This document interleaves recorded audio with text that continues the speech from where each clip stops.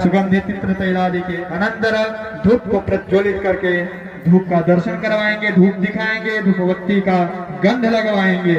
ओम धूरसी धूर्वधूर्वंतम धूर्वतम जोस्मान धूर्वतीतम धूर्भयम भयम धूर्वामः देवानामसेद्भनिदमभुं सप्रीतमं पप्रीतमं जिष्टतमं देवहूतमं मनस्पतिरसोद्भूतो गन्धज्ञो गन्धोत्तमाग्रह सर्वदेवानां धूपोऽयं प्रतिगृहीतं धूपमाग्रापयामि।